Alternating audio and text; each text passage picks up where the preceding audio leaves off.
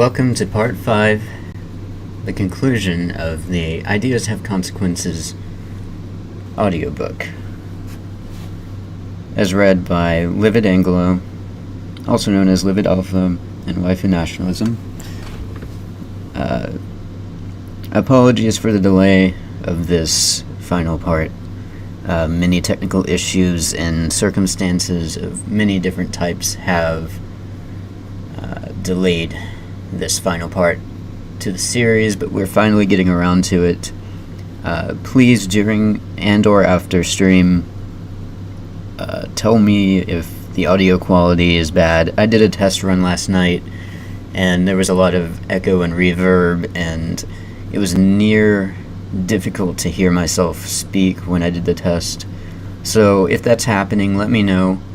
I would greatly appreciate it. If it's just so horrible, I will re-record this and edit it on my own time later, but who knows how long that would take. So for now, I'll just keep this stream up. Whether or not it's good, just as an example for future reference. Anyways, if there's a significant amount of people at the end of the stream, I will maybe do a little bit of a discussion in the post. But other than that, we will read chapters 8 and 9. At the end of chapter 8, I will break for an intermission briefly for maybe 5 minutes and get right back into it with chapter 9. Anyways, I've kept everybody waiting far too long, months. So, let's get right to it. Chapter 8, The Power of the Word. The corruption of man is followed by the corruption of language. This is a quote by Emerson. After securing a place in the world from which to fight, we should turn our attention first to the matter of language. The impulse to dissolve everything into sensation has made powerful assaults against the forms which enable discourse. Because these institute a discipline and operate through predications which are themselves fixities, we have sought an ultimate sanction for man's substance in metaphysics, and we must do the same for his language if we are to save it from a similar prostitution. All metaphysical community depends on the ability of men to understand one another. At the beginning, I should urge examining in all seriousness that ancient belief that a divine element is present in language. The feeling that to have power of language is to have control over things is deeply embedded in the human mind. We see this in the way men gifted in speech are feared or admired. We see it in the potency ascribed to incantations, interdictions, and curses. We see it in the legal force given to oath or word. A man can bind himself in the face of contingencies by saying yea or nay, which can only mean that words in common human practice express something transcending the moment. Speech is, moreover, the vehicle of order, and those who command it are regarded as having superior insight, which must be into the necessary relationship of things. Such is the philosophic meaning of the great myths. Quote, "And out of the ground the Lord God formed every beast of the field, and every fowl of the air, and brought them unto Adam to see what he would call them. And whatever Adam called every living creature, that was the name thereof." End quote. This story symbolizes the fact that man's overlordship begins with the naming of the world. Having named the animals, he has in a sense ordered them. And what other than a classified catalog of names is a large part of natural science. To discover what a thing is called, according to some system, is the essential step in knowing, and to say that all education is learning to name rightly, as Adam named the animals, would assert an underlying truth. The sentence passed upon Babel confounded the learning of its builders. As myth gives way to philosophy in the normal sequence we have noted, the tendency to see a principle of divinity in language endures. Thus, we learn that in the late ancient world, the Hebrew memra and the Greek logos merged, and in the Gospel of John, we find an explicit identification. In the beginning was the Word, and the Word was with God, and the Word was God. The same was in the beginning with God. A following verse declares that Logos, as God, lies behind the design of the cosmos, for, quote, "Without him was not anything made that was made," end quote. Speech begins to appear the principle of intelligibility. So, when wisdom came to man in Christ, in continuation of this story, quote, "The Word was made flesh and dwelt among us," end quote, the allegory need give no difficulty. Knowledge of the prime reality comes to man through the Word. The Word is a sort of deliverance from the shifting world of appearances. The central teaching of the New Testament is that those who accept the Word acquire wisdom, and at the same time, some identification with the eternal, usually figured as everlasting life. It seems that man, except in periods of loss of confidence, when skepticism impugns the very possibility of knowledge, shows thus an incurable disposition to look upon the Word, as a means of insight into the noumenal world. The fact that language is suprapersonal, uniting countless minds, which somehow stand in relationship to an overruling divinity, lies at the root of this concept. If, as Karl Vossler has observed, quote, "Everything that is spoken on this globe in the course of ages must be thought of as vast soliloquy spoken by the human mind, which unfolds itself in millions of persons and characters, and comes to itself again in their reunion," end quote. Language must somehow express the enduring part. Certainly, one of the most important revelations about a period comes in its theory of language, for that informs us whether language is viewed as a bridge to the noumenal, or as a body of fictions convenient for grappling with transitory phenomena. Not without point is the cynical observation of Hobbes that, quote, "Words are wise men's counters. They do but reckon by them. But they are the money of fools," end quote. Doctrines thus sharply defined can tell us whether a period is idealistic or pragmatic.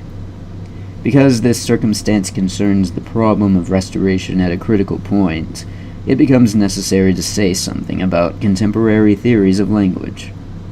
The most notable development of our time in the province of language study is the heightened interest in semantics, which seems to stem from a realization that words, after all, have done things on their own, so to express it. I shall review briefly the state of this question. The problem of the word was argued with great acuteness by the Middle Ages, and one of the first major steps in the direction of modern skepticism came through the victory of Occam over Aquinas in a controversy about language. The statement that modi essendi et subsistendi were replaced by modi significandi et intelligendi, or that ontological referents were abandoned in favor of pragmatic significations, describes broadly the change in philosophy, which continues to our time. From Occam to Bacon, from Bacon to Hobbes, and from Hobbes to contemporary semanticists, the progression is clear. Ideas become psychological figments, and words become useful signs. Semantics, which I shall treat as an extreme outgrowth of nominalism, seems inspired by two things: a feeling that language does not take into account the infinite particularity of the world, and a phobia in the face of the autonomous power of words. The semanticists are impressed with the world as process, and feeling, with Heraclitus, that no man can step in the same river twice, they question how the fixities of language can represent a changeful reality. S.I. Hayakawa, one of the best-known popularizers of the subject, tells us that, quote, the universe is in a perpetual state of flux, end quote. Alfred Korzybski has declared that the use of the word is, in the sense condemned in his system of semantics, so falsifies the world that it could endanger our sanity. Such men work laboriously to show by categories of reference all the things a single term can mean, and at the same time they take into account the circumstances of the user, apparently in an effort to correlate him with the world of becoming. This should recall the earlier tendency of Romanticism to regard a work of art as expressive of the artist's emotional condition at the moment of its execution. They desire language to reflect not conceptions of verities, but qualities of perceptions, so that man may, by the pragmatic theory of success, live more successfully. To one completely committed to this realm of becoming, as are the empiricists, the claim to apprehend verities is a sign of psychopathology.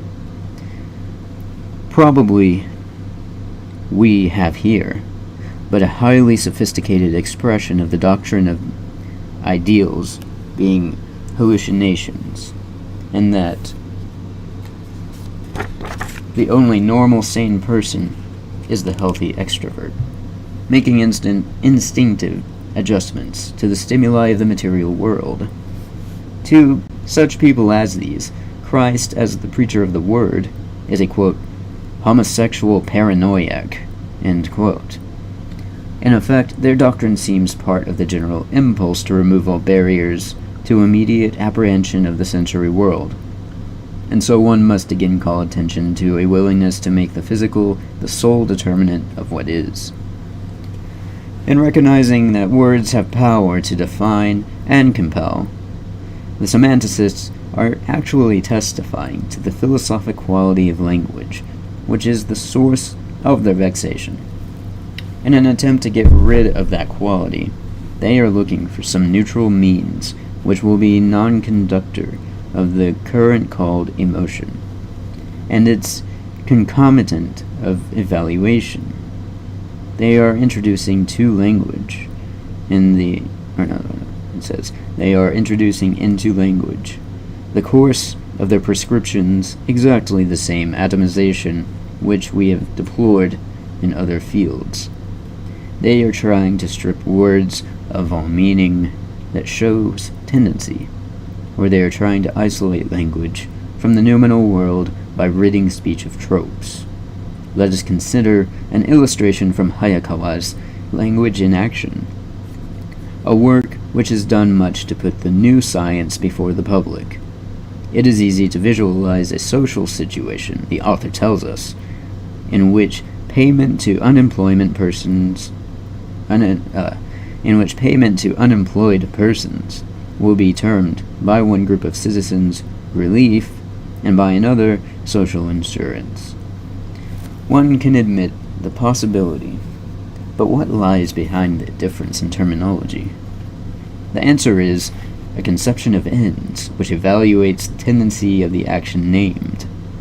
The same sort of thing is encountered when one has to decide whether the struggle of the American colonists against Great Britain should be termed a rebellion or a war for independence. In the first case, the bare existential thing the payment of money to needy persons, and it will be noted that this translation does not purify the expression of tendency. It's like anything else, neutral, as long as we consider it solely with reference to material and efficient causes. But when we start to think about what it represents in the totality, it takes on a new attribute, new attributes.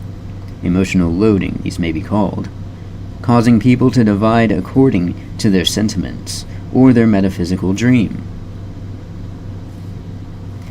It is in such instances that the semanticists seem to react hysterically to the fear of words, realizing that today human beings are in disagreement as never before, and that words serve to polarize the conflicting positions. They propose an ending of polarity.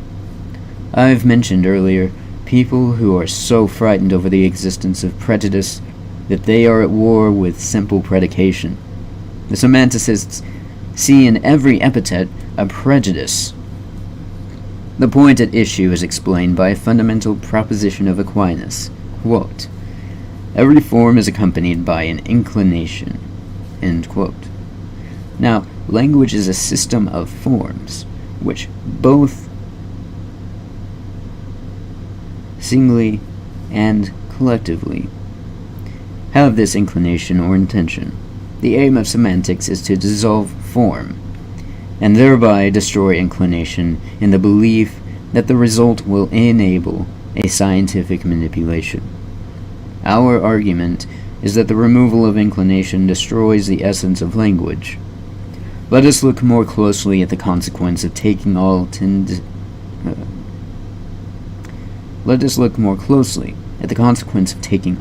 tendentious meaning from speech. It is usually supposed that we would then have a scientific, objective vocabulary, which would square with the real world, and so keep us from walking into stone walls or from fighting one another over things that have no existence. Actually, the result would be to remove all teleology, for language would no longer have nisus, and payment to the needy would be neither relief nor social insurance, but something without character, which we would not know how to place in our scheme of values. The fact that equalitarian democracy, to the extent that it makes leadership superfluous or impossible, is repudiating teleology, must not be overlooked here. Teleology enjoins from above. Equalitarian democracy takes its counsel without point of reference. The advantage of semantics to equalitarian democracy is pointed out by some semanticists.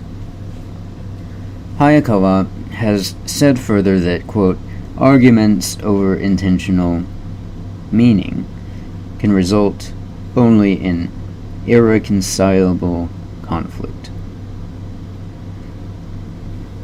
With proper qualifications, this observation is true, since language expresses tendency, and tendency has direction.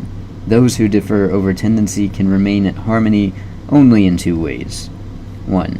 By developing a complacency in which it makes possible the ignoring of contradictions, and 2. By referring to the first principles, which will finally remove the difference at the expense of one side.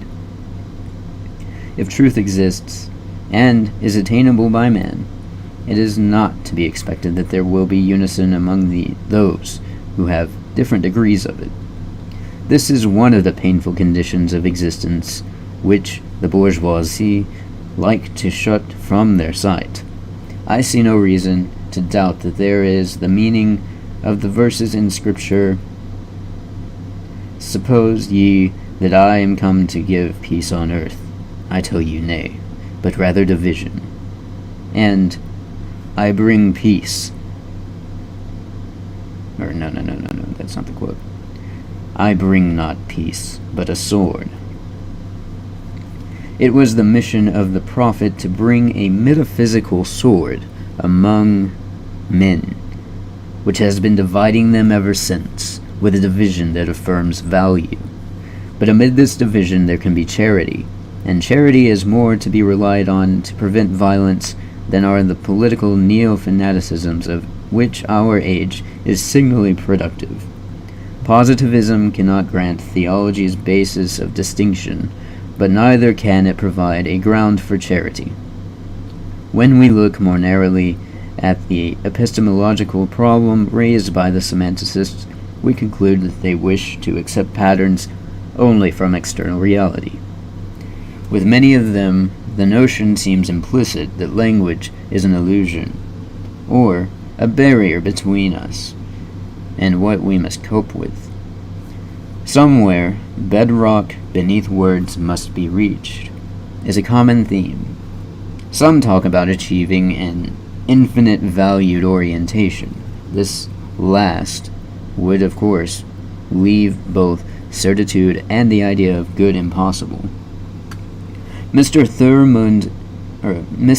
Thurman Arnold, who seems to have assimilated most of the superficial doctrines of the day, takes a stand in the folklore of capitalism, even against definition. He argues that every writer on social institutions, quote, should try to choose words and illustrations which will arouse the proper mental associations with his readers. If he doesn't succeed with them, he should try others. If he is ever led into an attempt at definition, he is lost. End quote. On the same footing of ingenuousness is another observation in this work. Quote, when men begin to examine philosophies and principles as they examine atoms and electrons, the road to the discovery of the means of social control is open. End quote. The author of Political Semantics, fearful of the intervention of abstractions, suggests that the reader, too, adds something to the definition given, a notion savoring strongly of progressive education. Quote, possibly the reader himself should participate in the process of building up a definition. Instead of being presented with finished summary definitions, he might first be introduced to an array of examples arranged in such a way as to suggest the mental picture in terms of which the examples were chosen. End quote. There is just enough here to suggest the Socratic method, but the true implication is that there are no real definitions. There are only the general pictures one arrives at after more or less induction. The entire process is but a climbing down of the ladder of abstraction. Now, whether it is profitable to descend that ladder is certainly not a question to be begged.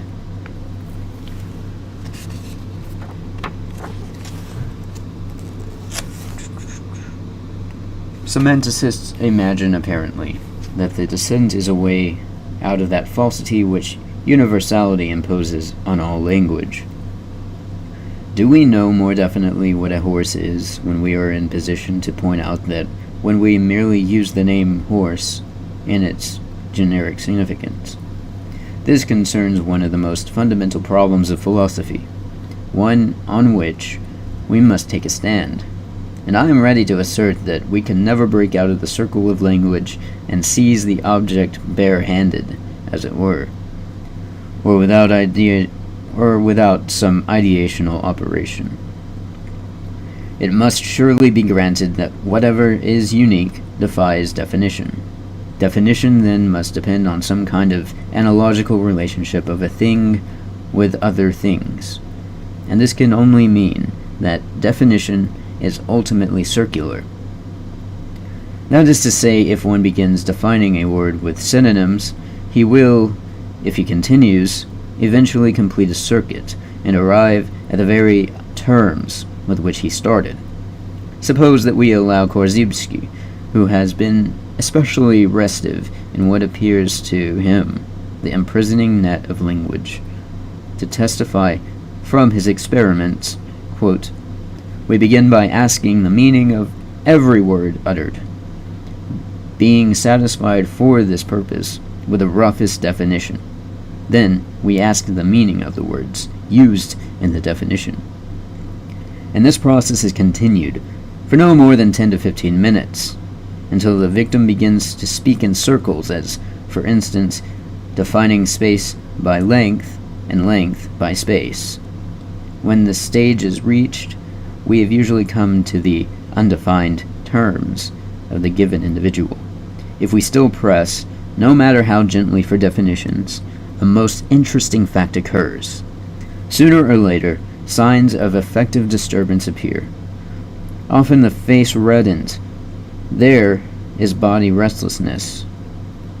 Symptoms quite similar to those seen in a schoolboy who has forgotten his lessons, which he knows but cannot tell.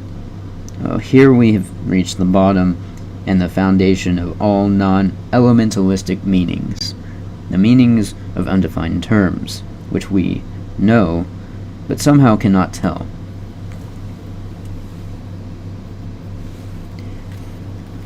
Taking the experiment as Korzybski recounts it,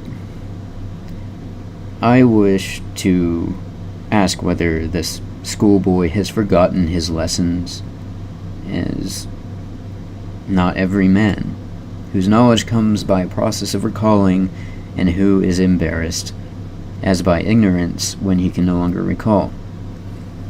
Here he is frustrated, because he cannot find any further analogues to illustrate what he knows. Any person, it seems, can be driven back to that knowledge, which comes to him by immediate apprehension. But the very fact of his possessing such knowledge makes him a participant in the communal mind.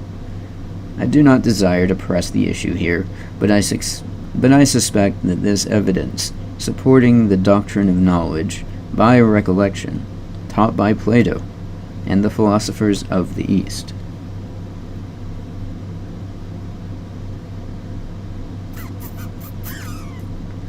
I feel like I botched that. Let me redo it. I do not desire to press the issue here, but I suspect that this is evidence supporting the doctrine of knowledge by recollection, taught by Plato and the philosophers of the East. If we can never succeed in getting out of the circle of definition, is it not true that all conventional definitions are but reminders of what we already, in a way, possess? The thing we have never heard of is defined for us by the things that we know.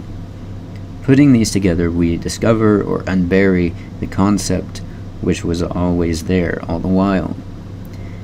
If, for example, a class in science is being informed that ontogeny oh my goodness. If, for example, a class in science is being informed that, quote, ontogeny recapitulates phylogeny, end quote, it is only being asked to synthesize concepts already more or less familiar. Finding the meaning of the definitum is finding what emerges naturally if our present concepts are put together in the right relation. Even empirical investigations of the learning process bear this out. Such conclusions lead to the threshold of a significant commitment. Ultimate definition is, as Aristotle affirmed, a matter of intuition. Primordial conception is somehow in us. From this, we are proceeding as already noted by analogy, or the process of finding resemblance to one thing in another. And here we see footnote 4. It may be objected at this point that I have chosen to deal only with the popularizers of semantics, with men who have cheapened or distorted the science. Because this work is a study in social consequences, it is necessary to look at the form in which these doctrines reach the public. There is, of course, a group of serious philosophers who are working at language with caution, and a sense of serious philosophers who are working... A group of serious philosophers who are working at language with caution, and a sense of responsibility, and who believe that they are erecting for us important safeguards against error. But when I look into the writings of these men, I find, alas, that their conclusions march in the same direction as those of the popularizers. The Darwinian link is acknowledged, and semantics resembles, as much as before, behaviorism imported into language. Thus, Charles W. Morris, in Foundations of Theory of Signs, stresses the importance of semantics here. Quote, "It has directed attention more closely to the relation of signs to their users than had previously been done, and has assessed more profoundly than ever before the relevance of this relation in understanding intellectual activities." End quote. Language is spoken of as if it were some curious development of sense which enables an organism to take into account curious developments. Take into account objects not perceptually present. The determination of the scientist to see all reality as process appears later in the same work, when Morris collapses the notion of meaning by making it purely a function of relationships. That is to say, nothing is intrinsically, but each thing is in terms of the process as a whole. The significant implication follows that concepts are not entities, but are rather highly selective processes, quote, in which the organism gets indication as to how to act with reference to the world in order to satisfy its needs or interests. End quote.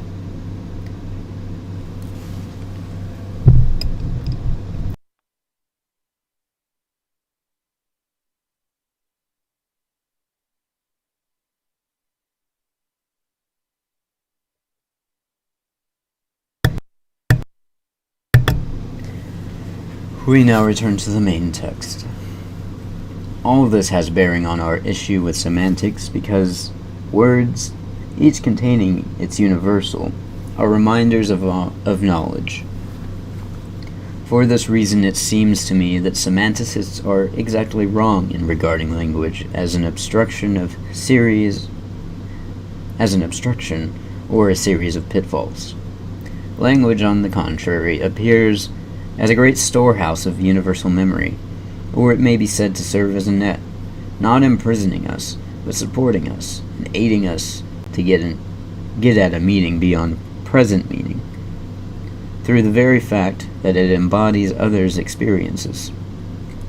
Words, because of their common currency, acquire a significance greater than can be imparted to them by a single user, and greater than can be applied to a single situation.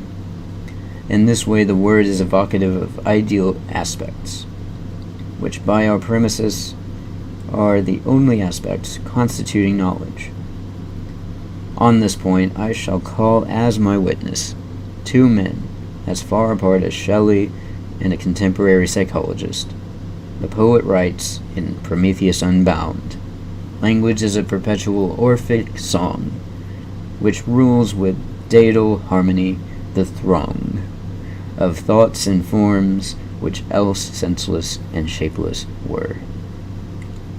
Wilbur Marshall Urban declares in Language and Reality, quote, "It is part of my general thesis that all meaning is ultimately linguistic, and that although science, in the interest of pure notation and manipulation, may break through the husk of language, its non-linguistic symbols must again be translated back into natural language if intelligibility is to be possible."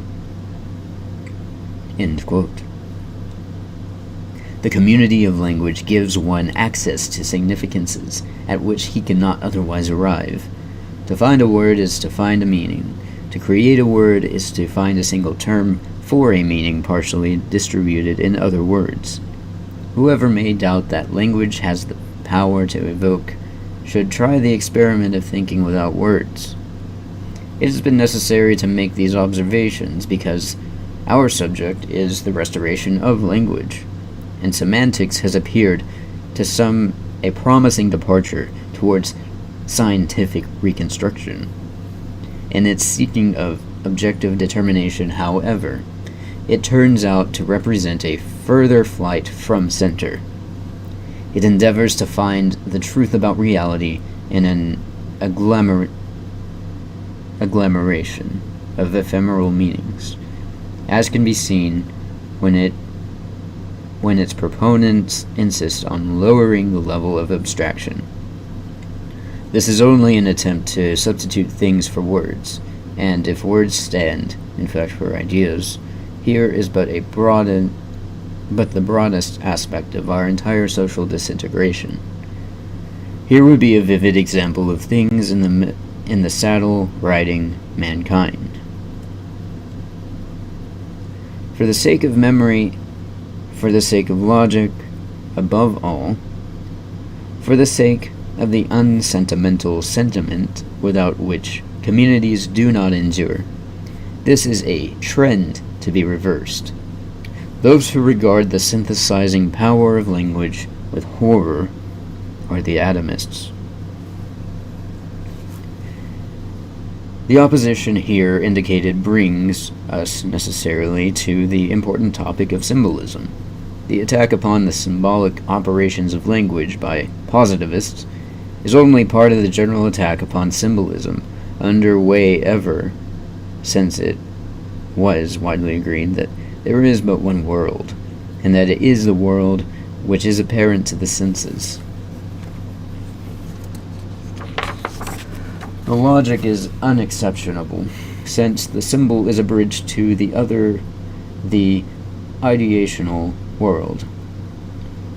Those who wish to confine themselves to experience must oppose symbolism.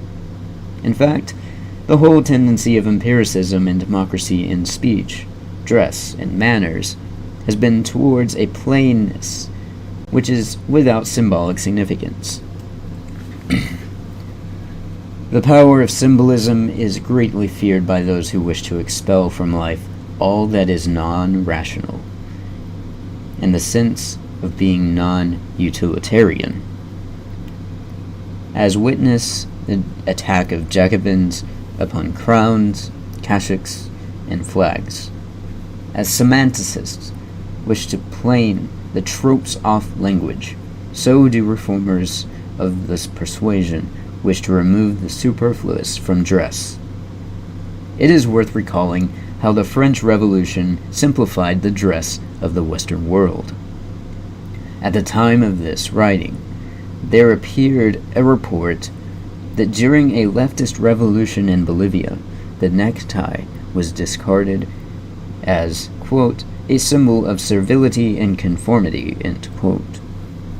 The most tenacious and clinging to symbolic apparel have been the clerical and military callings, which we have already characterized as metaphysical. And now, even the military service is under pressure to abandon its symbolic distinction in dress. The same tendency is manifesting itself in the decay of honorifics. To the modern mind, there is something so artificial and so offensive in titles of any kind that even doctor and professor are being dropped.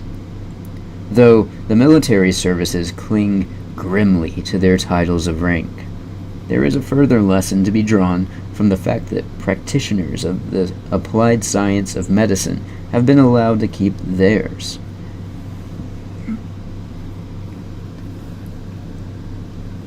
Honorifics are often mere flummery, to be sure, but one must not overlook the truth that they represent an effort to distinguish between men and men of parts. When not abused, they are an explicit recognition of distinction and hierarchy, a recognition that cannot be dispensed. Let me rephrase that.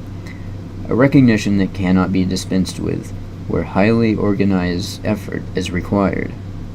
The impulse to disorganize succeeds where it makes dress and language stand for just what is before us, and not for a transcendental attribute or past attainments.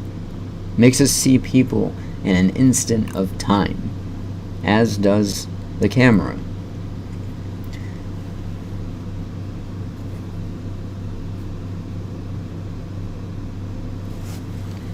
And here we are at footnote 6. I feel certain that the Reverend John Robinson had a similar thought in mind when he joined the Plymouth Pilgrims to look upon their civil leaders, quote, not beholding in them the ordinariness of their persons, but God's ordinance for your own good, end quote. We now return to the main text. The well-known fondness of the Japanese for honorific expression is but an aspect of the highly symbolic character of their culture. Naturally, this symbolism became a target for those who imagined they should re-educate the Japanese. Nothing would give the West a more complete sense of victory over the East than the abolishment of its taboos and ritualistic behavior. In this light, I think we are to understand a curious press dispatch of March 1946, which declared that MacArthur's headquarters, quote, had suggested to the Japanese motion picture industry that kissing scenes in the movies would be a step towards democratization.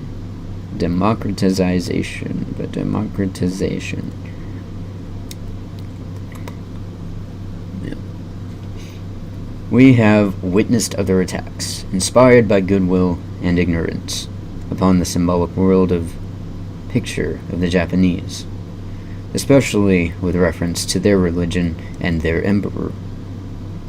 We now return to consider what is indicated by command over the symbolistic power of language. It is, as even primitives know, a wonderful thing to have the gift of speech, for it is true historically that those who have shown the greatest subtlety with language have shown the greatest power to understand.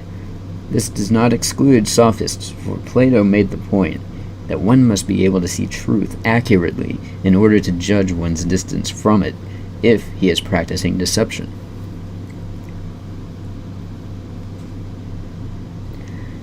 To take a contemporary example which has statistical support, American universities have found that, with few exceptions, students who display the greatest mastery of words, as evidenced by vocabulary tests and exercises in writing, make the best scholastic records, regardless of the department of study they enter. For physics, for chemistry, for engineering, it matters not how superficially unrelated to language the branch of study may be. Command of language will prognosticate aptitude. Facility with words bespeaks a capacity to learn relations and grasp concepts. It is a means of access to the complex reality.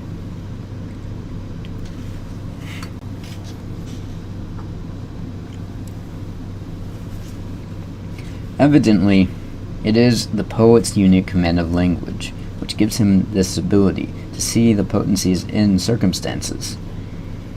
He is the greatest teacher of cause and effect in human affairs. When Shelley declared that poets are the unacknowledged legislators of mankind, he merely signified that poets are the quickest to apprehend necessary truth. One cannot help thinking here of the peculiar fullness with which Yeats and Eliot, and before them Charles Pegway, foretold the present generation's leap into the abysm. And this while the falsehoods of optimism were being dined into all ears.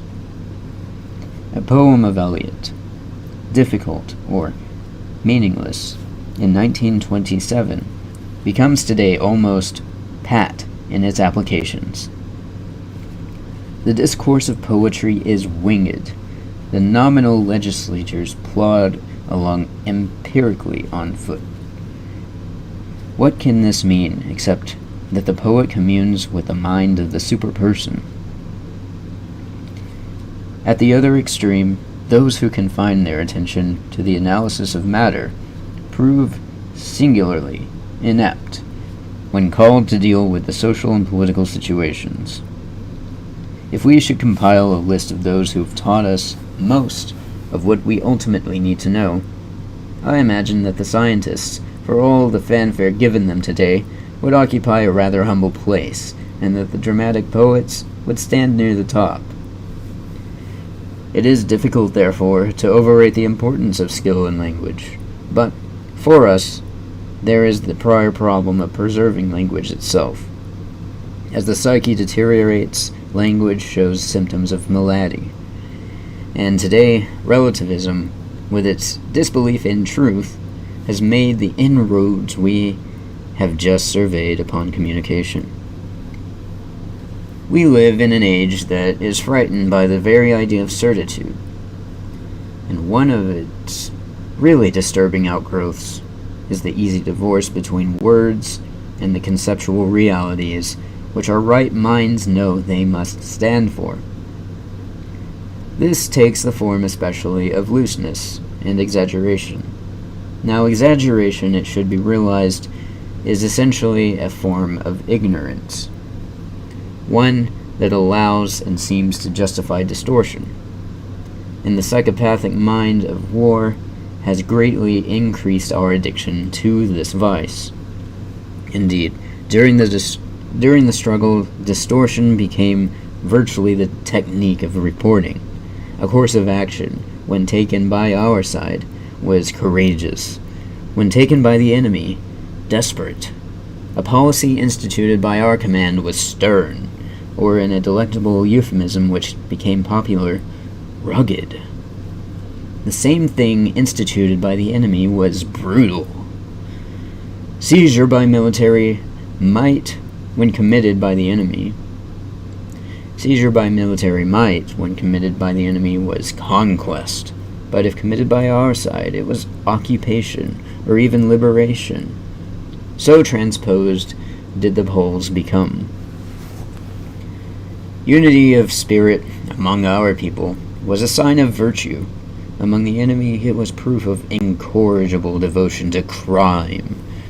The list could be prolonged indefinitely, and such always happens when men surrender to irrationality. It fell upon the Hellenic cities during the Peloponnesian War. Thucydides tells us in a vivid sentence that, quote, the ordinary acceptation of words in their relation to things was changed as men thought fit, end quote. Our situation would be sufficiently deplorable if such deterioration were confined to the times of military conflict. But evidence piles up that fundamental intellectual integrity, once compromised, is slow and difficult of restoration. If one examines the strikingly different significations given to democracy and freedom, he is forced to realize how far we are from that basis of understanding, which is prerequisite to the healing of the world. To one group, democracy means access to the franchise. To another, it means economic equality administered by a dictatorship. Or consider the number of contradictory things which have been denominated fascist. What has happened to the one world of meaning? It has been lost for want of definers. Teachers of the present order have not enough courage to be definers. Lawmakers have not enough insight. The truth is, as we've already seen, that our surrender to rationality has been in progress for a long time, and we witness today a breakdown of communication not only between nations and groups, within nations, but also between successive generations. Sir Richard Livingston has pointed out that the people of the Western world, quote, do not know the meaning of certain words, which had been assumed to belong to the permanent vocabulary of mankind, certain ideals which, if ignored in practice under pressure, were accepted in theory.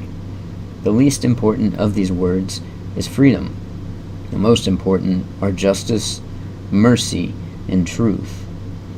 In the past, we have slurred this revolution over as a difference in ideology. In fact, it is the greatest transformation that the world has undergone since, in Palestine or Greece, these ideals came into being, or at least were recognized as principles of conduct." End quote.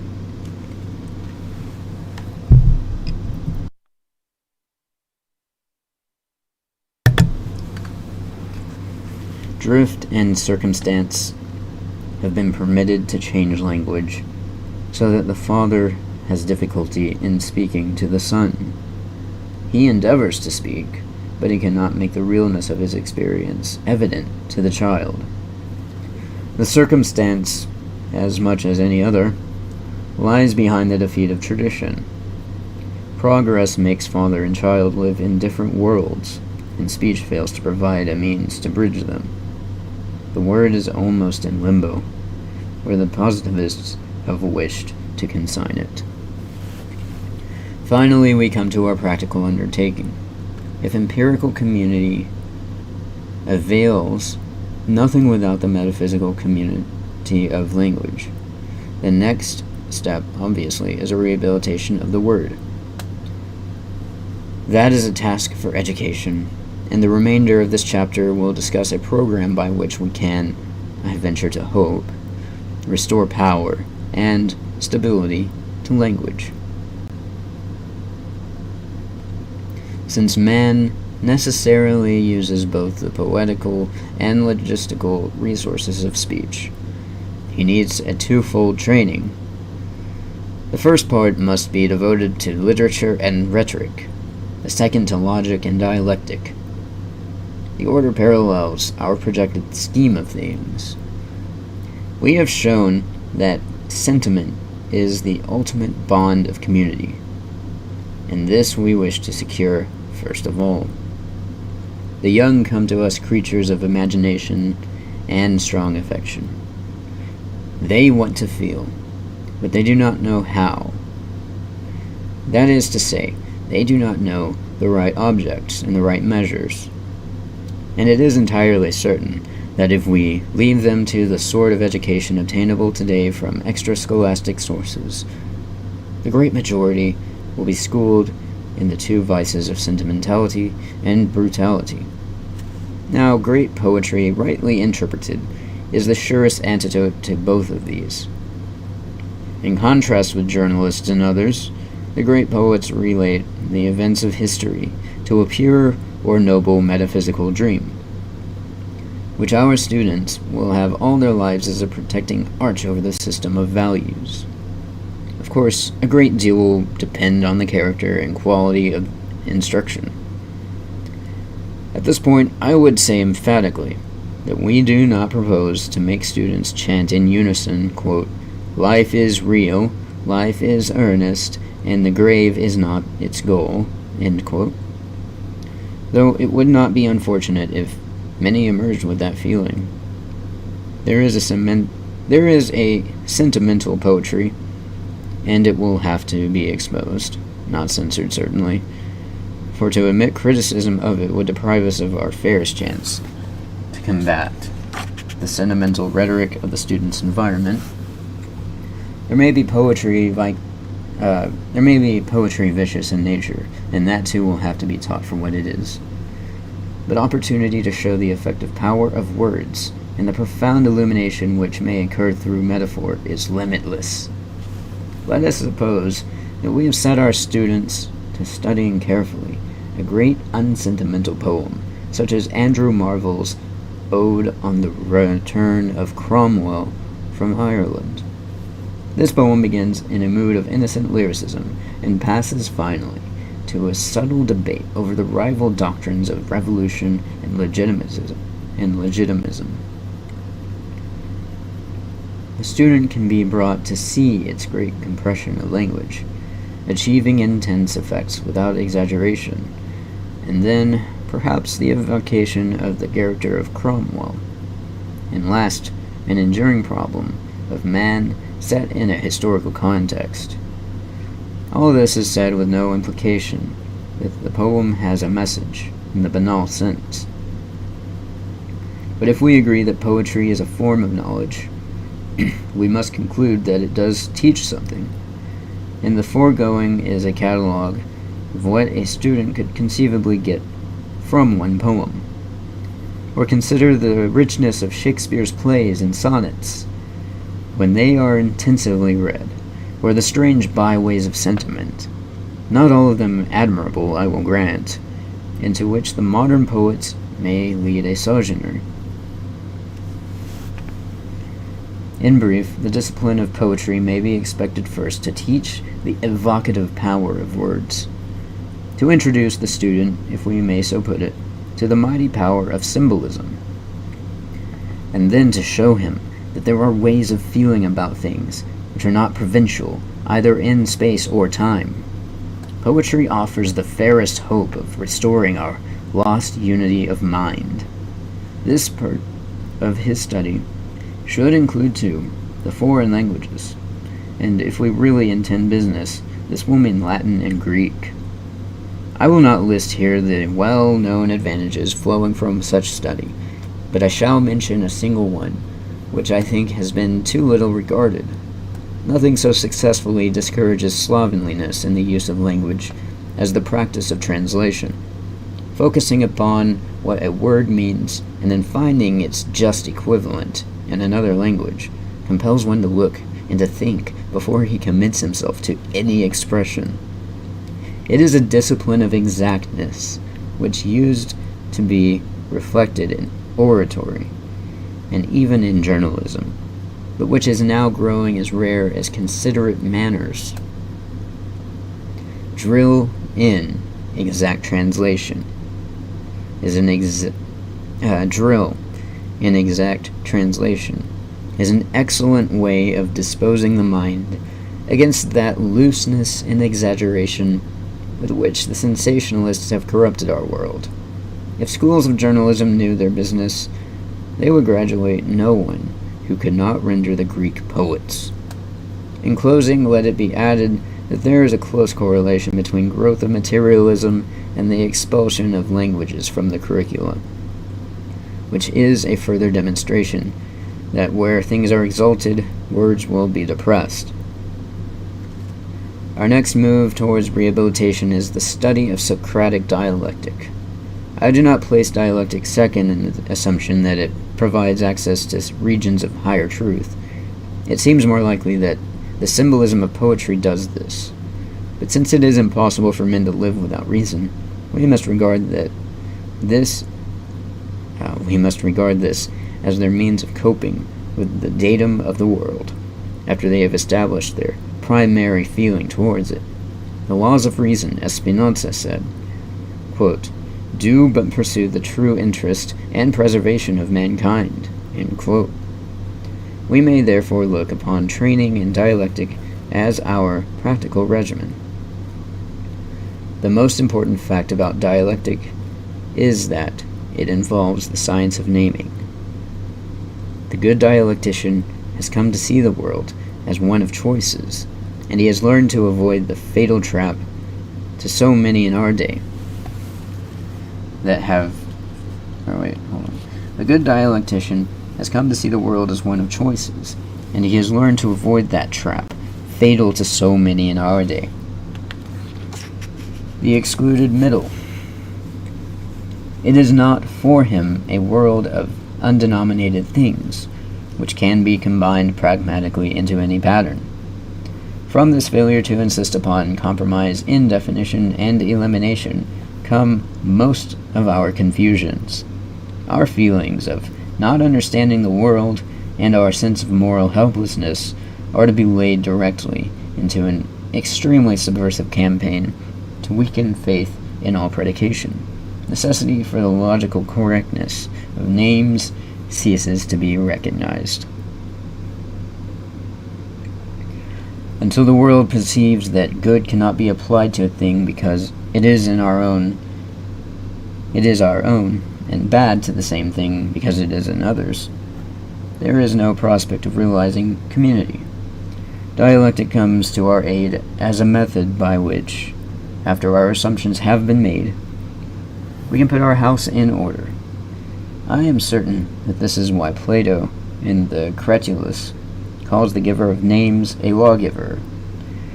For a name, to employ his conception, is, quote, an instrument of teaching and of distinguishing natures." End quote. But if we are to avoid confusion, the name-maker who is lawgiver cannot proceed without dialectic. Quote, "And the work of the legislator is to give names, and the dialectician must be his director, if the names are to be rightly given." End quote. Plato sees here that name-giving and law-giving are related means of effecting order. Actually, stable laws require a stable vocabulary, for a principal part of every judicial process is definition, or decision, about the correct name of an action. Thus, the magistrates of a state have a duty to see that names are not irresponsibly changed. In dialectic, the student will get a training in definition which will compel him to see the limitation and contradiction, the two things about which the philosophy of progress leaves him the most confused. In effect, he will get training in thinking, whereas the best that he gets now is a vague admonition to think for himself. Here, then, is a call for fresh appreciation of language, perhaps indeed a respect for words as things. Here is an opening for education to do something more than make its customary appeal for spiritual revival, which is itself an encouragement to diffuseness and aimlessness. If the world is to remain cosmos, we shall have to make some practical application of the law that in the beginning was the Word. And that concludes Chapter 8. At this point, I would like to take a brief intermission to rest my eyes, to grab some water, to check any notifications I may need to respond to anywhere. And excuse me. It's usually at this point in recording that I tend to start dropping in quality of coherentness and fluidity. So I will take some time and go silent.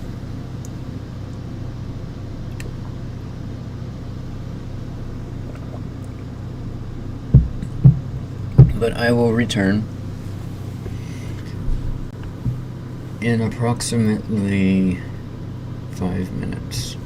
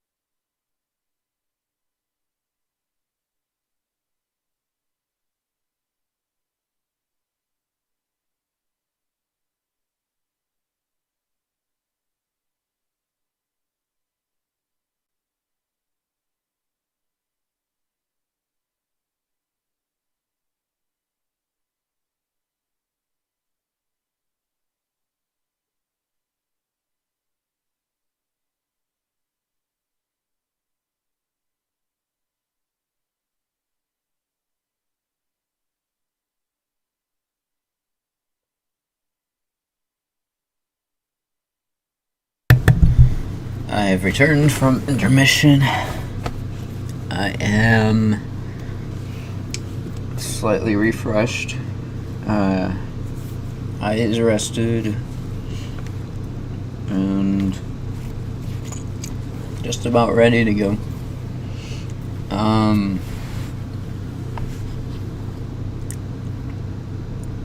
Since this is a cold reading, I would like to also add, I apologize for any outside sounds or interruptions or man, there are a few spots there in that last chapter where I just really messed up and I had to retake myself, and there was a little bit of dead air, so I apologize for things like that. Typically I edit those things out in post, but since this is a cold read, it's a completely different experience for me. I would like to do this in the future with a large audience, and see how things go in that kind of an environment. But that might not be for a little while.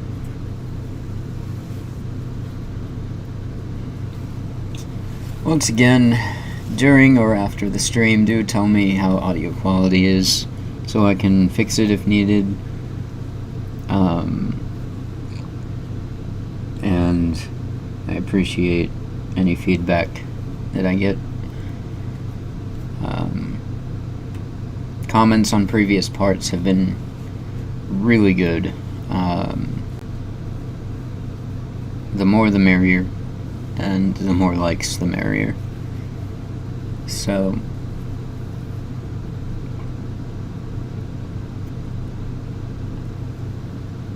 with all of this in mind, we come to the conclusion of Ideas Have Consequences with Chapter 9, Piety and Justice. And that is, and justice. 2 words, not injustice, just to clarify. So, Chapter 9, final chapter, Piety and Justice. We start out with a quote. "Let parents, then, bequeath to their children not riches, but the spirits of reverence." End quote. This is from Plato and his work entitled Laws.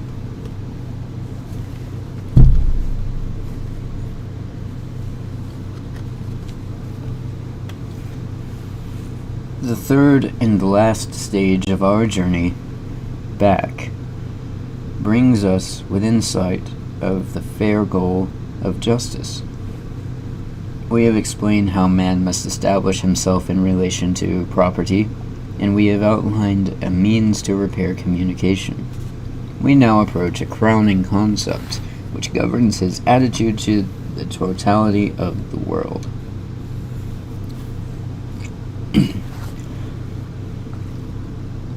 I realize the risk one incurs in using language associated with forces popularly discredited, but I see no way to sum up the offense of modern man except to say that he is impious. I shall endeavor to compensate by giving the word some rather concrete applications. First of all, I would maintain that modern man is a parricide. He has taken up arms against, and he has effectually slain, what former men have discredited with filial veneration.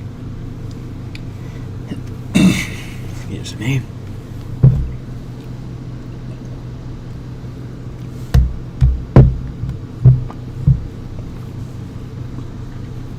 He has not been conscious of crime, but has, on the contrary, and certainly this is nothing new to students of human behavior, regarded his actions as a proof of virtue. It is highly significant to learn that when Plato undertakes a discussion of the nature of piety and impiety, he chooses as interlocutor a young man who is actually bent upon parricide, Euthyphro, youth filled with arrogant knowledge, and certain that he understands, quote, what is dear to the gods, end quote, has come to Athens to prosecute his father for murder. Struck by the originality of his proceeding, Socrates questions him in the usual fashion. Excuse me. His conclusion is that piety, which consists of cooperation with the gods, and the kind of order they have instituted, is part of a larger concept of justice. It can be added that the outcome of the dialectic does not encourage the prosecution. The implication is that Euthyphro has no right, out of his partial and immature knowledge, to proceed contemptuously against an ancient relationship. In our contemporary setting, the young man stands for science and technology, and the father for the order of nature. For centuries now, we have been told that our happiness requires an unrelenting assault upon this order, dominion, conquest, triumph. All these names have been used as if it were a military campaign. Somehow the notion has been loosed that nature is hostile to man, or that her ways are offensive or slovenly, so that every step of progress is measured by how far we have altered these.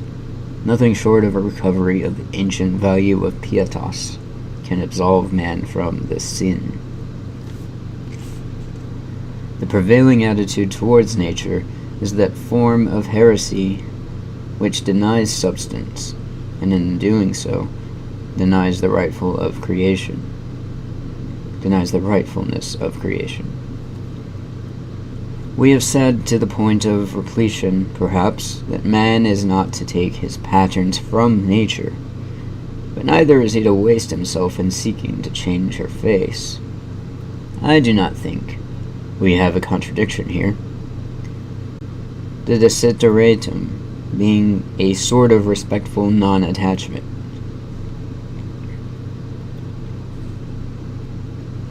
The modern position seems only another manifestation of egotism, which develops when man has reached a point at which he will no longer admit the right to existence of things not of his own contriving. From somewhere in this self-centered being, he brings plans which he would truculently impose.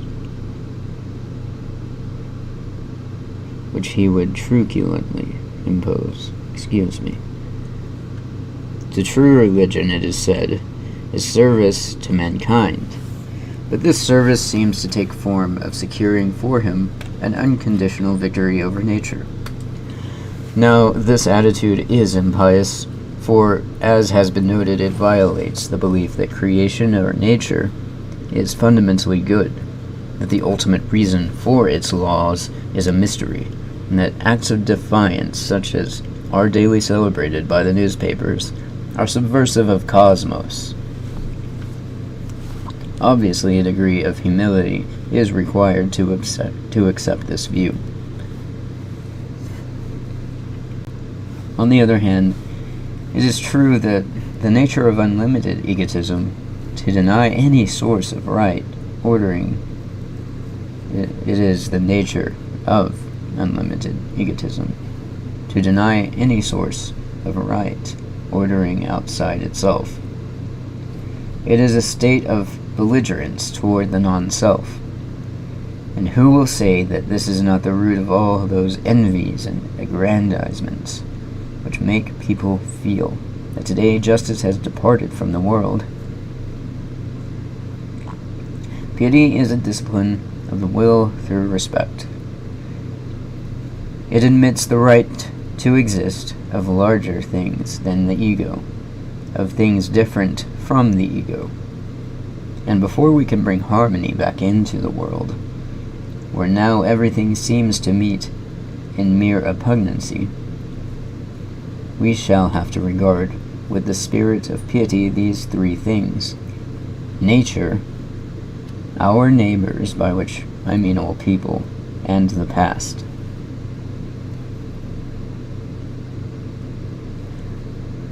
I propose to take these up in turn.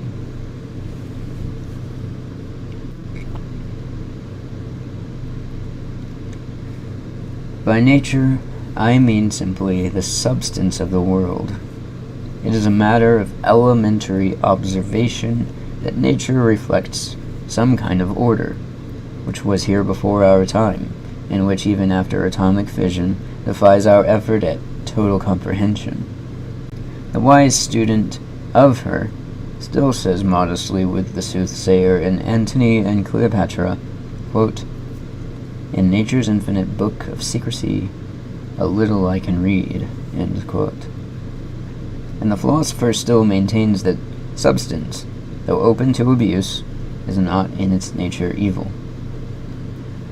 We are more successfully healed by the vi medicatrix naturae than by the most ingenious medical application. We get increasing evidence under the regime of science that to meddle with small parts of a machine, of whose total design and purpose we are ignorant, produces evil consequences. Thus natural evil, put out the front door by science, re-enters at the back door, sometimes with renewed potency for harm. Triumphs against the natural order of living exact unforeseen payments.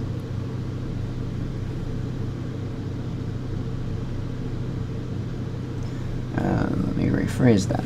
Triumphs against the natural order of living exact unforeseen payments. At the same time that man attempts to straighten a crooked nature, he is striving to annihilate space, which seems but another phase of the war against substance. We ignore the fact that space and matter are shock absorbers. The more we diminish them, the more we reduce our privacy and security. Our planet is falling victim to a rigorism, so that what is done in any remote corner affects, nay, menaces the whole. Resiliency and tolerance are lost. What an anxiety neurosis has the airplane brought into the world.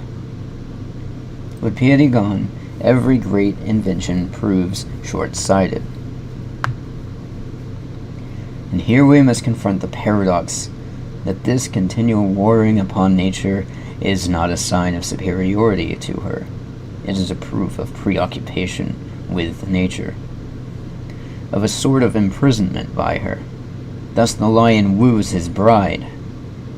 Those who endlessly try to subdue nature offer evidence that they are caught in the toils of her fascination.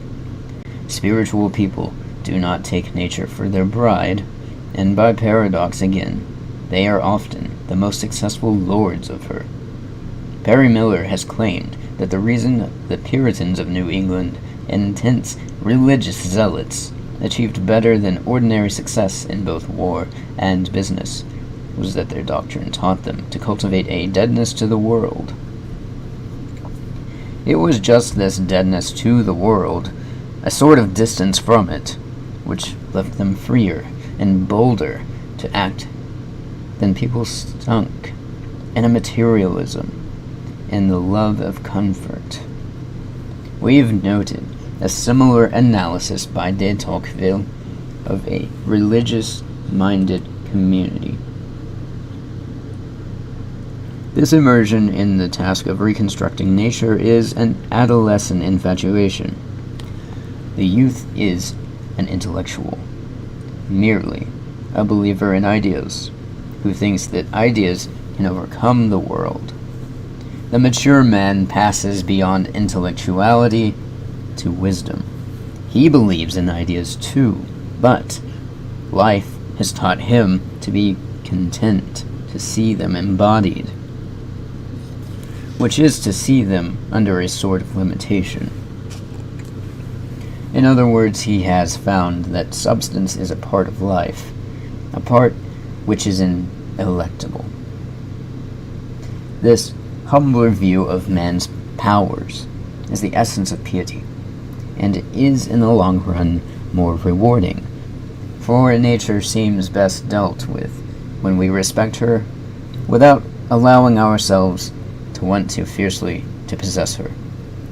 It has been mentioned that the spoiled child psychology is encountered almost solely in those people who have abandoned nature, and who have signalized this abandonment by taking flight from country to city. Turn where we will, we find that the countryman has a superior philosophic resignation to the order of things.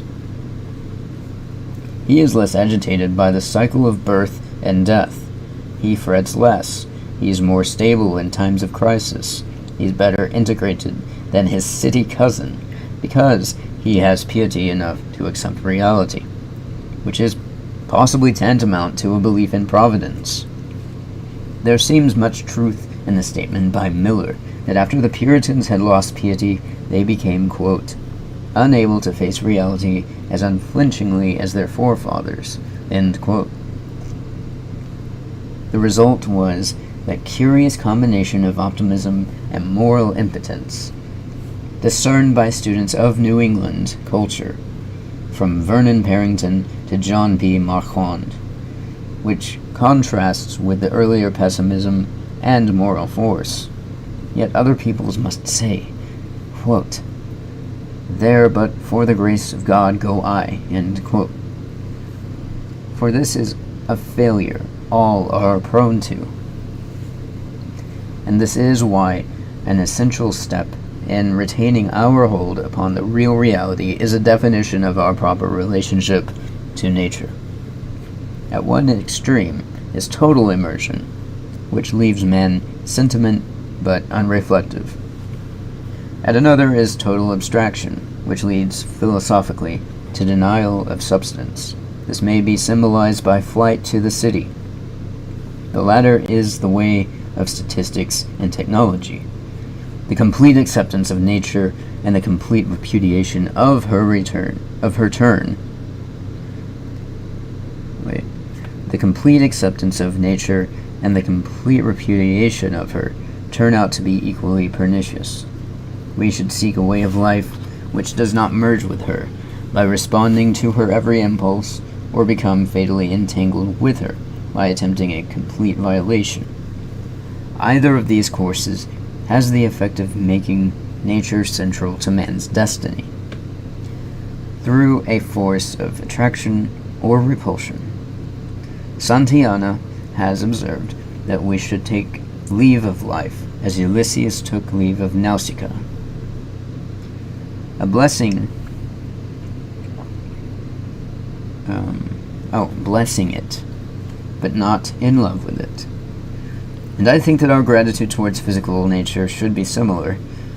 Thus we may say of the great material world that we do not desire it chiefly, but that we think of it as a place in the order of things which is entitled to respect. The second form of piety accepts the substance of other beings.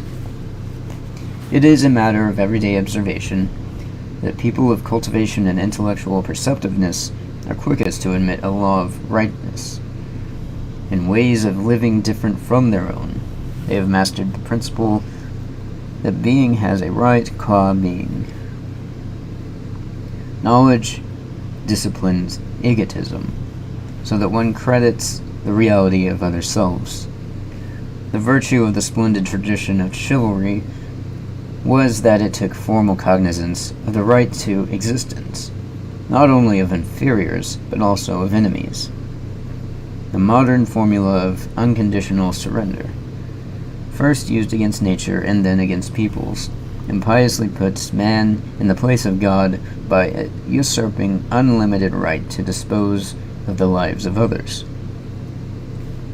Chivalry was a most practical expression of the basic brotherhood of man, but to have enough imagination to see into other lives and enough piety to realize that their existence is a part of beneficent creation is the very foundation of human community. There appear to be two types to whom this kind of charity is unthinkable: the barbarian, who would destroy what is different because it is different, and then the erotic, who always reaches out for control of others, probably because his own integration has been lost.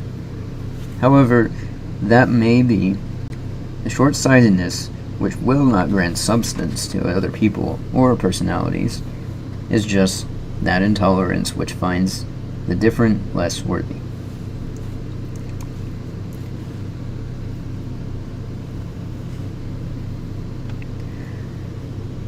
The hope of diminishing that spirit of fanaticism which threatens to rend our world depends on this concession to the non-self.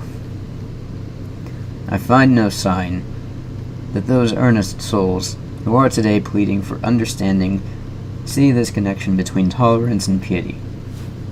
Not until we have admitted that personality, like nature, has an origin that we cannot account for, are we likely to desist from parricide and fratricide. The third form of piety credits the past with substance.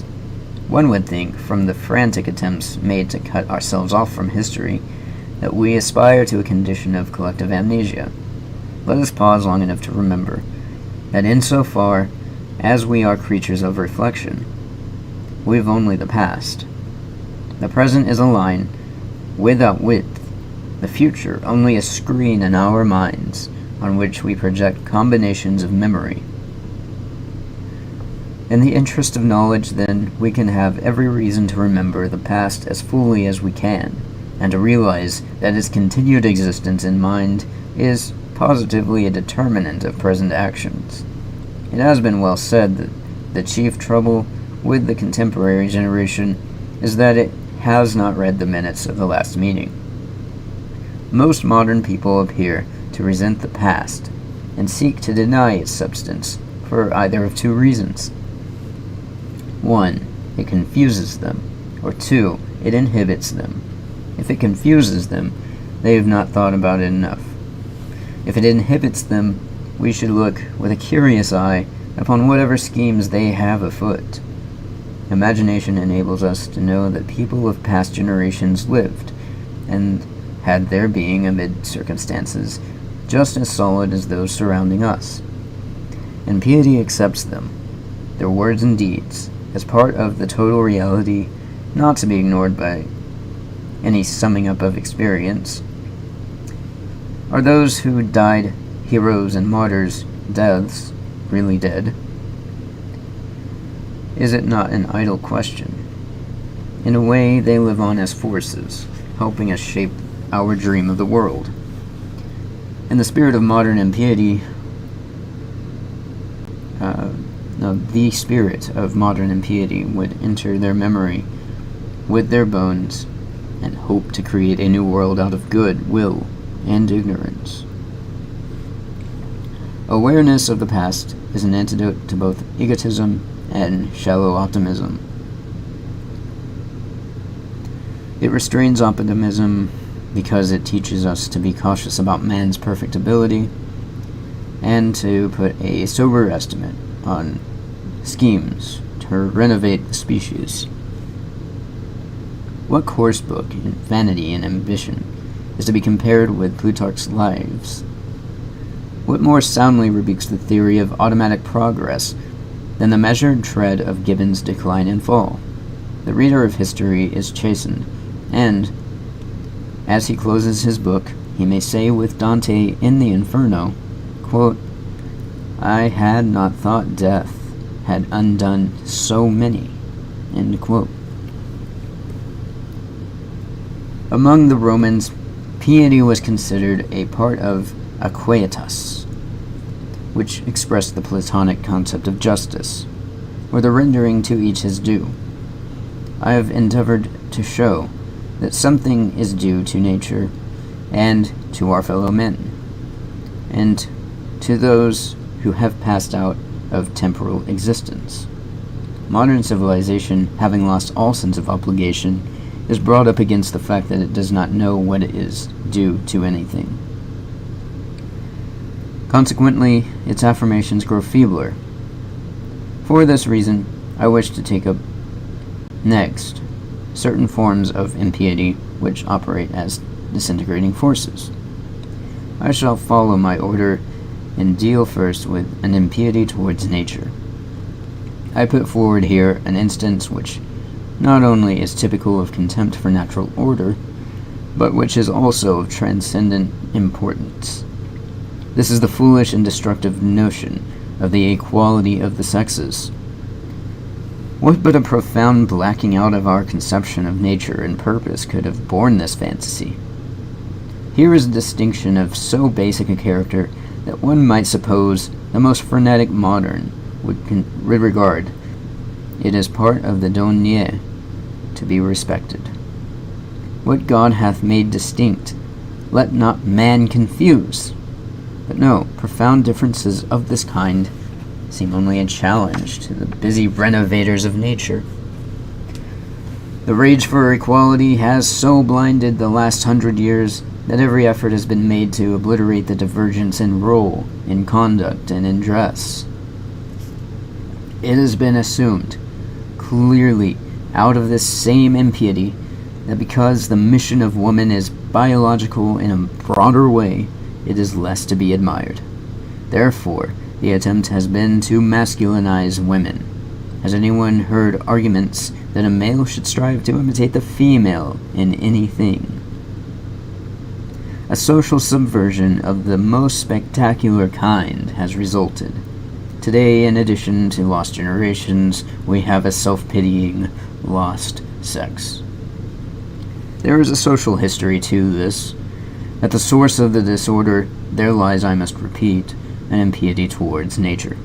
But we have seen now, when a perverse decision has been made, material factors begin to exert a disproportionate effect. Woman has increasingly gone into the world as an economic equal, and therefore competitor of man. Once again, equality destroys fraternity. But a superficial explanation through economic changes is to be avoided. The economic cause is a cause that has a cause. The ultimate reason lies in the world picture. For once, woman has been degraded in that picture, and putting her on a level with the male is more truly a degradation than an elevation. She is more at mercy of economic circumstances. If we may say that women and woman is identical with man, except in that small matter of division of labor and the procreation of the species, which the most rabid egalitarian is driven to accept, there is no reason why she should not do man's work, and by extension, there is no reason why she should not be bombed along with him. So hordes of women have gone into industry and business, where vast majority of them labor without heart and without incentive. Conscious of their displacement, they see no ideal in the task. And in fact, they are not treated as equals. They have been made for the victims of a transparent deception. Taken from the natural sphere in which they are superior, they are set to wandering between two worlds. Women can neither have the prestige of the former, nor, for the fact of stubborn nature, find real standing in the latter.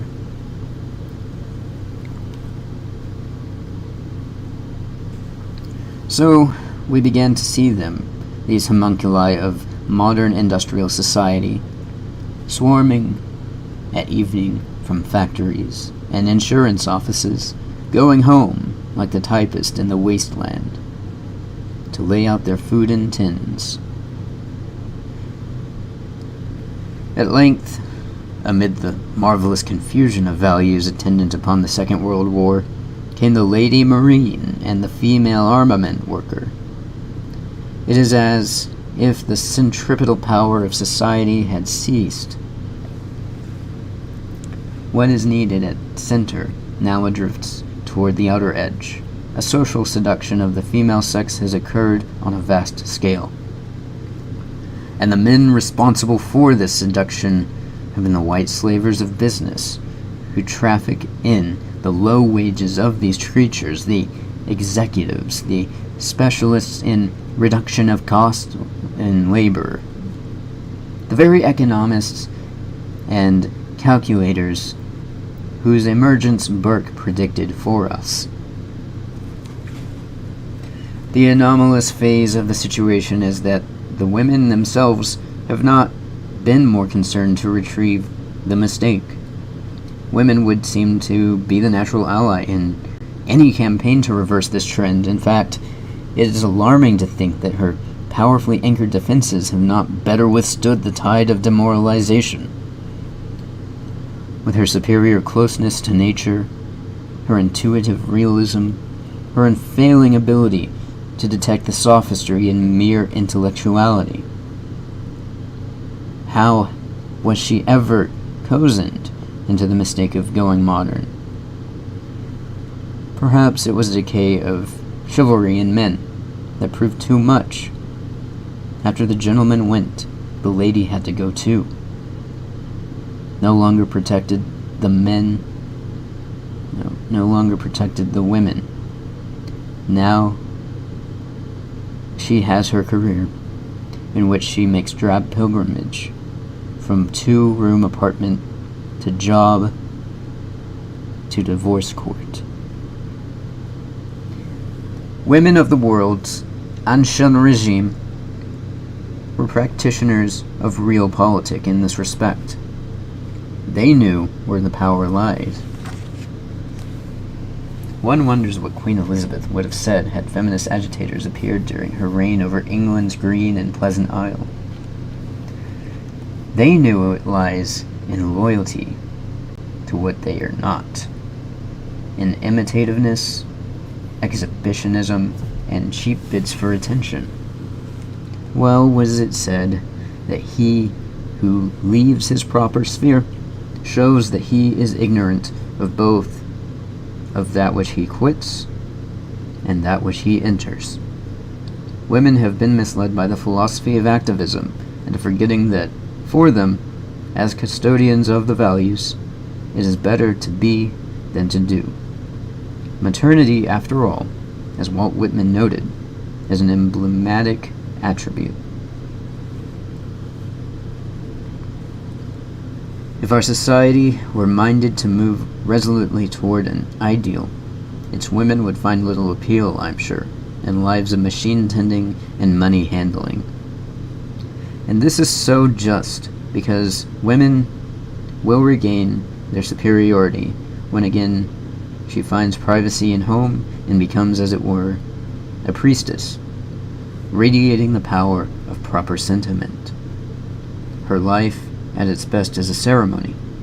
When William Butler Yeats, in A Prayer for My Daughter, says, quote, "Let her think opinions are accursed," end quote, he indicts the modern, displaced female, the nervous, hysterical, frustrated, unhappy female, who has lost all queenliness and obtained absolutely nothing. What has this act of impiety brought us, except, in the mordant phrase of Henry James's The Bostonians, an era of long-haired men and short-haired women? Next, we must consider a form of impiety towards people, which generally goes by the name of loss of respect for individuality. I do not think individuality a fortunate word for this conception because it signifies a cutting off or separation, and crimes can be committed in that name. A more accurate designation would be personality, for this recognizes the irreducible character in every person, and at the same time permits the idea of community. Personality, in its true definition, is theomorphic. Individuality, on the other hand, may be a mere eccentricity or perverseness. Individualism, with its connotation of irresponsibility, is direct invitation to selfishness. And all that this treatise has censured can be traced in some way to individualist mentality. But personality is that little private area of selfhood in which the person is at once conscious of his relationship to the transcendental and the living community. He is a particular vessel, but he carries some part of the universal mind. Once again, it happens that when we seek to define the final worth of the individual, as a modern phrase has it, we find that we can reverence the spirit in man, but not the spirit of man. The latter supposition was the fallacy of literary humanism. There is a piety in the belief that personality, like the earth we tread on, is something given us. It would be tedious to point out that rationalism and the machine are overwhelmingly against personality. The first is suspicious of its transcendental origin, and the second finds that personality and mechanism positively do not mix. Accordingly, the determination of our day to make all things uniform and all things public cannot forgive this last citadel of privacy. Since after all, personality is the beginning of distinction, every figure in a modern public life feels called to stress the regularity of his background, his habits, his aspirations. The contempt with which modern dictatorships and bureaucracies reject difference and dissent is but a brutal aspect of the same thing. Deviation from the proletarian form bids fair to become the heresy of the future. And from this heresy, there will be no court of appeal. The plea for piety asks only that we admit the right to self-ordering the substance of other beings. Unless this little point is granted, it's futile to talk of tolerance on a grander scale. The most vocal part of the modern impiety is the freely expressed contempt for the past. The habit is to look upon history in the same way that we look upon nature, as an unfortunate inheritance, and we struggle with equal determination to free ourselves from each. More specifically, this tendency appears in our effort to base institutions more and more on free speculation, which gives reason opportunity to expel sentiment. Now we have paid sufficient tribute to reason, but we've also insisted that the area of its profitable operation is an island in the sea of pre-rational sentiment. There is something to be said for George Fitzhugh's statement that, quote, philosophy will blow up any government that is founded on it, end quote. If by philosophy we mean a purely formal inquiry into human institutions. The great proliferation of social science today seems to spring from just this fallacy. They provide us with rationales, but they're actually contemptuous of history, which gives us the three-dimensional experience of mankind. Empiricism finds it necessary to say, too, the time of trial and error would be over, but if past history is not taught anything, how will present history or future experiment? A pietas towards history acknowledges that past events have not happened without law. We must not overlook the fact that in the vocabulary of modernism, pious is a term of reproach or ridicule. A survey will show that it is always applied to persons who have accepted a dispensation. Now, modernism encourages the exact opposite of this, which is rebelliousness. And rebellion, as the legend of the fall tells us, comes from pride. Pride and impatience. These are the ingredients that continually which denies substance because substance stands in the way. Hence the war against nature, against other men, against the past. For modern man, there is no providence, because it would imply a wisdom superior to his, and a relationship of means to ends which he cannot find out. Instead of feeling grateful that some things are past his discovering, how odd it sounded when Churchill, the last survivor of the old school, declared that the secret of atomic power had been mercifully withheld from man. He is vexed and promises himself that one day the last arcanum will be forced to yield its secret. His pride reveals itself in impatience, which is an unwillingness to bear the pain of discipline. The physical world is a complex of imposed conditions. When these thwart immediate expressions of his will, he becomes angry and asserts that there is no obstruction of his wishes. In effect, this becomes a defecation of his own will. Man is not making himself like a god, but is taking himself as he is, and putting himself in the place of God. Of this we have seen many instances.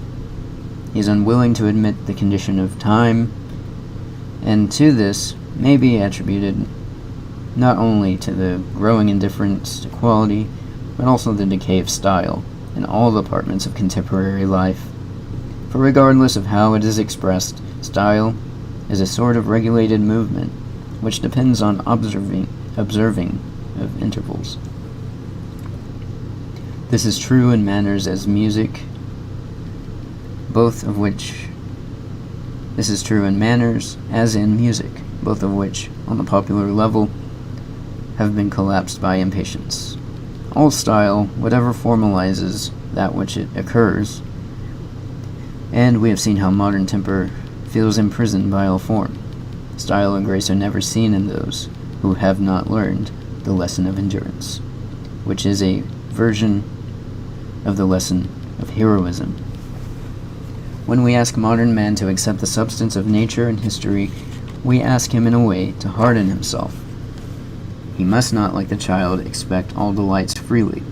He must not, like the miseducated adult, expect all paradoxes to be resolved for him. He must be ready to say at times with Thomas Hooker, quote, "The point is difficult and the mystery great," end quote. And as he learns that he is a creature who does not fully comprehend his creation, it is to be hoped that he will exercise caution in the appropriation of efficient means.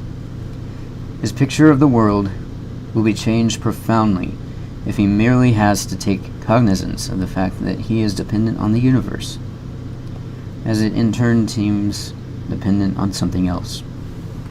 Here we return for the last time to the problem which loomed at the beginning of our discourse, the quest for true knowledge. With ignorance virtually institutionalized, how can we get man to see? Bewildered by his curious alienation from reality, he is unable to prescribe for himself, for he imagines that what he needs is more of the disease. At this point, I must pause long enough to say that the numerous people maintaining that we suffer only from a cultural lag, that man's spiritual progress has not caught up with his material progress, proceed on a completely misleading analogy. There is nothing to indicate that these two are complementary, or that they can go forward on parallel tracks. It would be far truer to say that moral purpose is deflected by proximity of great material means, as rays of light are bent by matter. The advocates of spiritual revival exhibit a weakness, typical of liberalism, in their unwillingness to recognize this opposition. Thus, present-day reformers combat dilution by diluting further, dispersion by a more vigorous dispersing. Now that we have enchained forces of unpredictable magnitude, all that keeps the world from chaos are certain patterns, ill understood and surviving through force of inertia. Once these disappear, and we lack even an adventitious basis for unity, nothing separates us from the 5th century AD. It is said that physicians sometimes ask patients, "Do you really wish to get well?" And to be perfectly realistic in this matter, we must put this question of whether modern civilization wishes to survive. One can detect signs of suicidal impulse. One feels at times that the modern world is calling for madder music and stronger wine. It's craving some delirium which will take completely away from reality. One is made to think of Kierkegaard's figure of spectators in the theater, who applaud the announcement, and repeated announcement, that the building is on fire. I've tried as far as possible to express the thought of this essay in secular language, but there are points where it's proved impossible to dispense with appeal to religion. And I think this term must be invoked to describe the strongest sustaining power in life, which is, from limited points of view, solitary, poor, nasty, brutish, in short. It can be shown in every case that loss of belief results in some form of bitterness. Ancient cynicism, skepticism, and even stoicism, which were products of the decline of Greek religion, each concealed a bitterness. There is bitterness in the thought that there may be no hell. For, in the irrefutable syllogism of the theologians, if there is no hell, there is no justice. And bitterness is always an incentive to self-destruction. When it becomes evident that the world's rewards are not adequate to the world's pain, and when the possibility of other reward is denied, simple calculation demands the ending of all. The task is how to keep men from feeling desperately unrewarded. Do they today wish to go on living, or do they wish to destroy the world?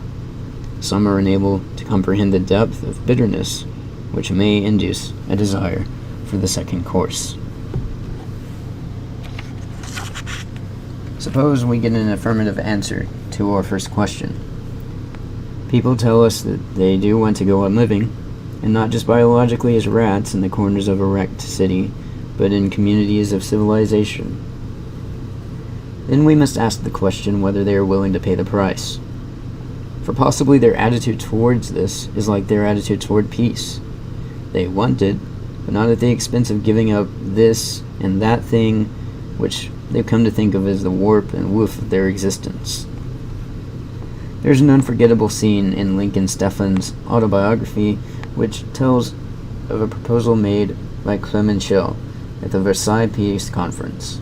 The astute Frenchman, having listened to much talk that this was a war to end war forever, asked Wilson, Lord George, and Orlando whether they were taking the idea seriously. After abstaining assent from each of the somewhat nonplussed heads of state, Clemenceau proceeded to add up before them the cost. The British would have to give up their colonial system. The Americans would have to get out of the Philippines to keep their hands off of Mexico, and on it went. Clemenceau's colleagues soon made it plain that this was not all what they had in mind.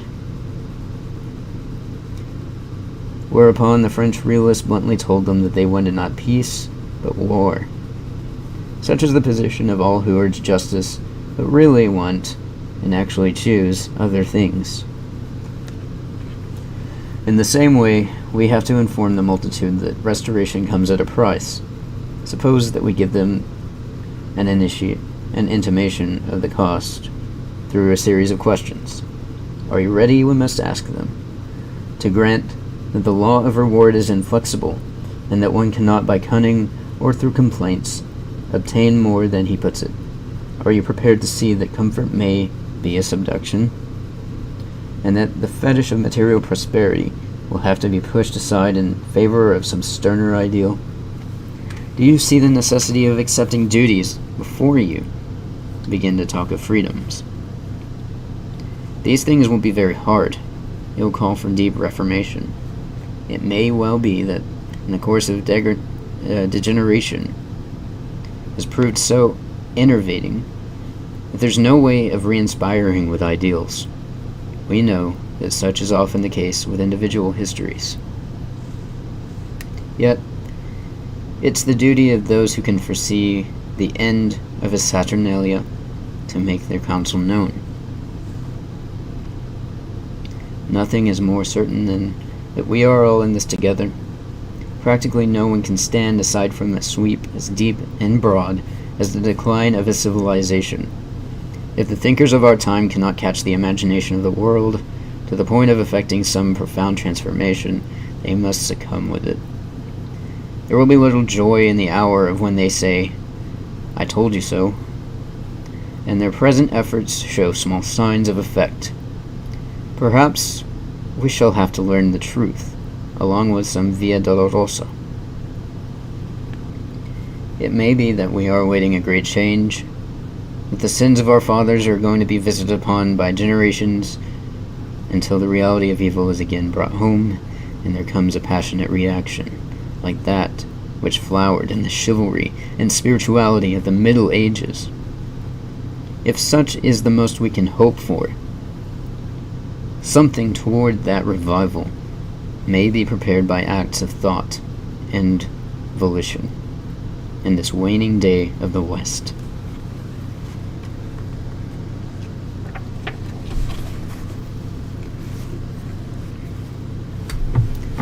And with that, we end the reading of Ideas Have Consequences.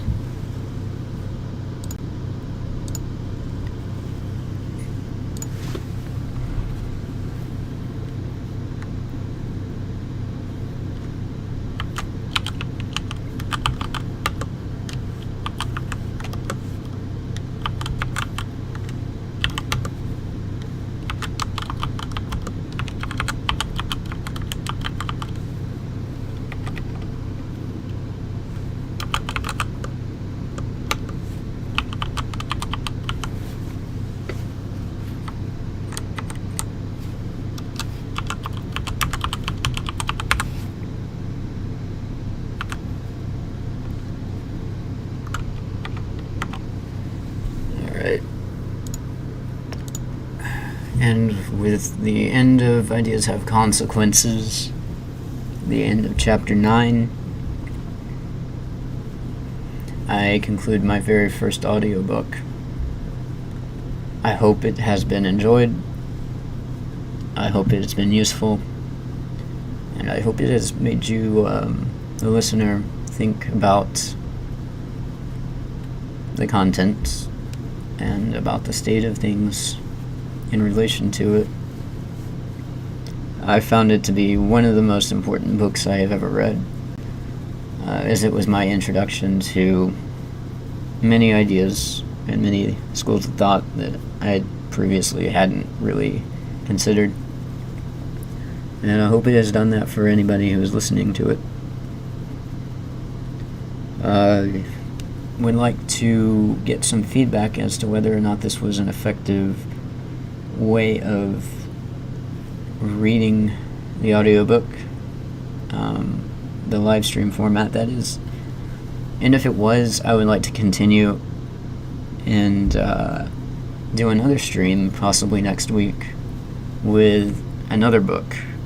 The next book I plan to do an audiobook for, whether it be live stream or pre-recorded with editing, is Yukio Mishima's Sun and Steel. I've had this planned out for months. I ordered the book sometime in the middle of last year and read it sometime at the beginning of this year on my own. I will do some cold readings of actual books I've not read yet in the future. I attempted this for my very first audiobook, which was going to be something completely different initially, but I changed it because the book I had picked was way too long. It was actually My Life by Oswald Mosley, and reading just the introduction to that took me like 2 hours in and of itself, whenever reading 2 chapters of Ideas Have Consequences took 2 hours. So, understandably, I decided that the frequency of content should change. I should probably take something a little bit more portioned out to start out with, but I'll get to it eventually. Mosley used to be a big inspiration of mine when I first started. A lot of things in my life over the last 3 or 4 years is not as big of an inspiration anymore. I've kind of come into this method of thinking where I can have inspirations, but I can't give them so much credit because they're just people at the end of the day. People will disappoint.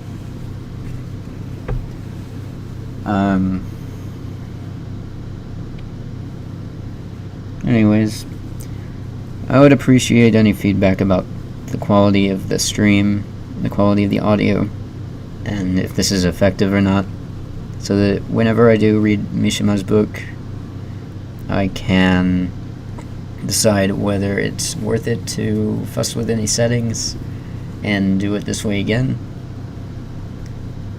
or if I should just record it and edit.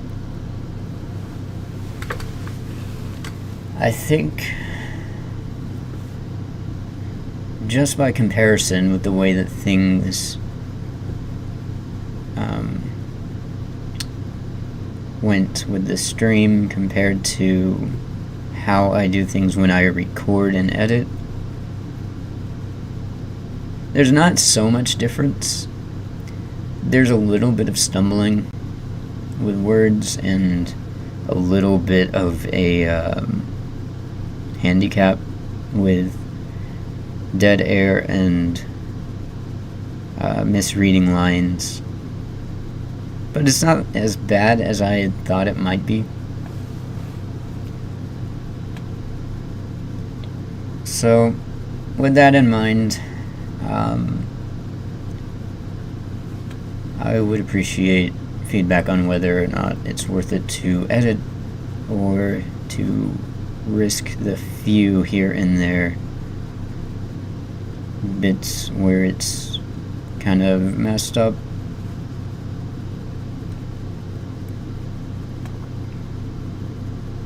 Anyways,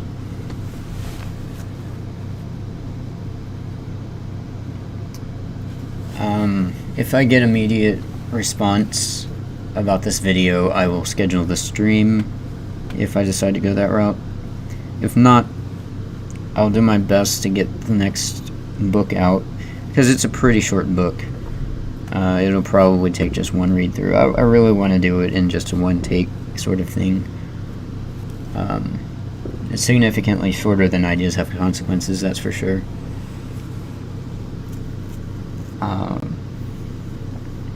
And I will try and get that out next week, if not the week after, if I decide to edit it.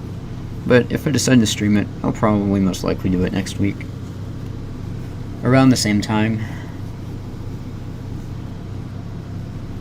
date and time. If I don't get to it on Wednesday, I'll get to it on Thursday. Yeah. Follow my Telegram, Wife and Nationalism, Livid Books, and follow my Instagram if you would like, even though there's not much I do there except for announcements, and occasionally I'll post edits. It's under the username Livid Alpha. You should see Instagram has the same profile picture that I use on YouTube. Well, anyways, this has been Livid Anglo with the final audiobook part of Ideas Have Consequences, and thank you for listening. I will see you again soon.